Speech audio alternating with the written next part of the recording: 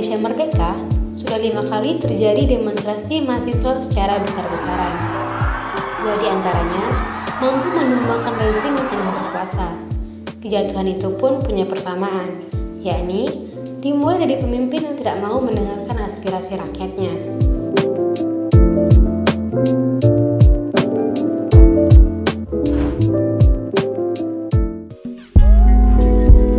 Tritura atau 3 tuntutan rakyat merupakan sebuah aksi unjuk rasa yang dilakukan oleh ribuan mahasiswa sebagai bentuk protes terhadap pemerintah akibat lambannya pemerintah menindak tragedi berdarah G30 SPKI 1965. Puncak aksi unjuk rasa meledak pada 12 Januari 1966. Ribuan mahasiswa bergerak ke gedung Sekretariat Negara untuk memprotes kenaikan harga dan mendesak agar pemerintah meninjau kembali kebijakan ekonomi yang dikeluarkan oleh Presiden Soekarno pada Peraturan Presiden Nomor 27 tentang pengaturan kembali mata uang rupiah yang diumumkan 13 Desember 1965. Dalam aksi ini ada 3 tuntutan rakyat, di antaranya mendesak Soekarno untuk membubarkan PKI beserta ormas-ormasnya, merombak Kabinet Dwikora, dan menurunkan harga sembako.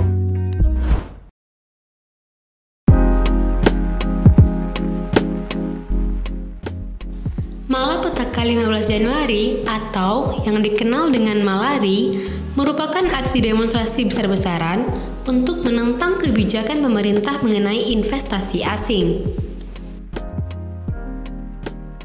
Malari berlangsung pada 15 Januari 1974 ketika Presiden Soeharto dan beberapa menteri bertemu dengan Perdana Menteri Jepang Kakuei Tanaka di Istana Merdeka.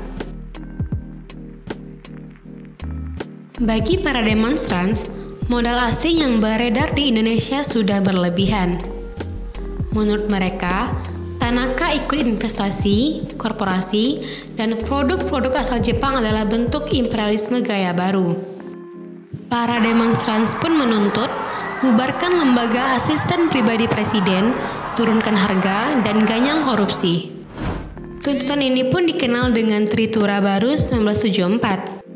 Salah satu yang paling mencekam terjadi di Pasar Senen, yaitu massa membakar proyek kompleks pertokoan yang baru saja dibangun.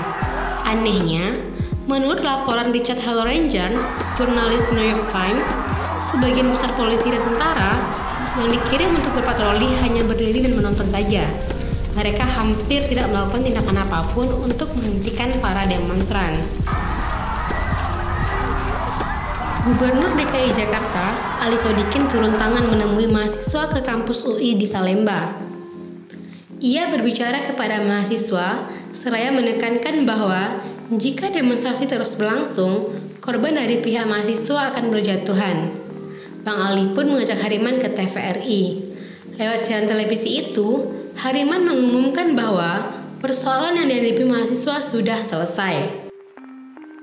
Peristiwa ini juga berdampak buruk bagi kebebasan pers, karena dianggap memberitakan Malari secara berlebihan dan memanaskan suasana.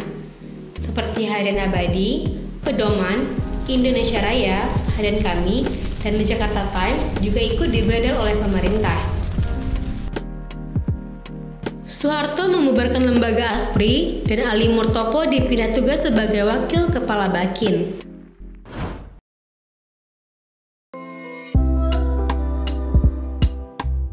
Gerakan menuntut reformasi merupakan aksi demonstrasi yang terjadi pada masa pemerintahan Soeharto.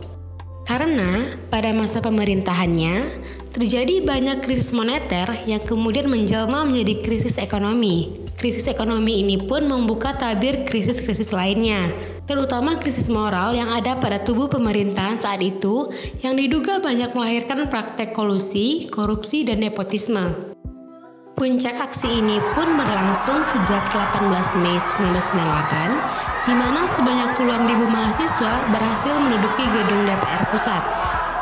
Aksi serupa juga dilakukan di beberapa kampus di kota lain seperti Bogor, Surabaya, Padang, Ujung Pandang, Yogyakarta, Semarang, Malang, Palembang, dan Banjarmasin.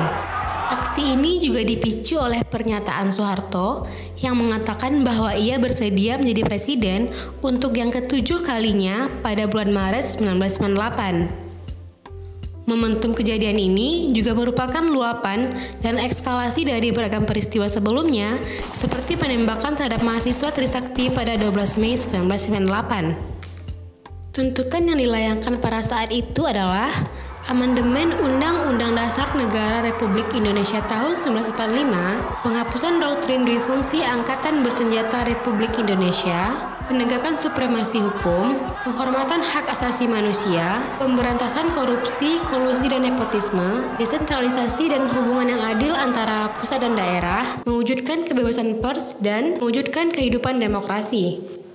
Akhirnya, dalam pidato Presiden Soeharto di Istana Merdeka pada 21 Mei 1998, menyatakan bahwa ia berhenti dari jabatannya sebagai Presiden RI dan menunjuk B.J. Habibie sebagai penggantinya untuk melanjutkan sisa masa jabatan Presiden sesuai dengan Mandataris MPR 1998 sampai 2003.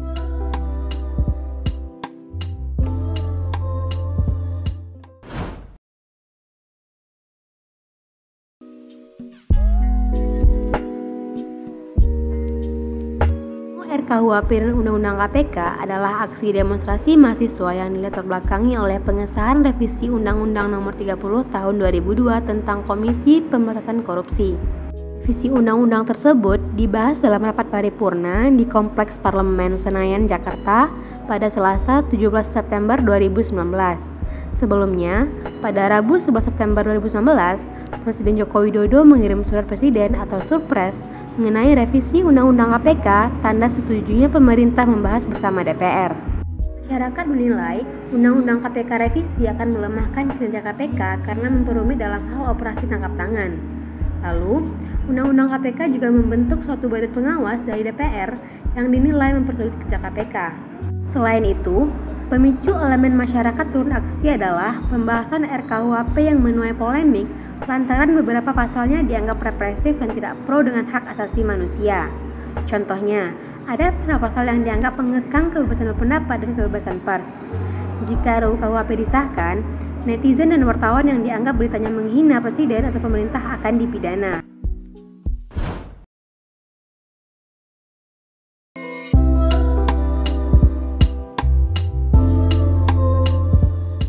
Aksi tolak Omnibus Law merupakan aksi penolakan masyarakat sipil mengenai pengesahan Undang-Undang Cipta Kerja pada 5 Oktober.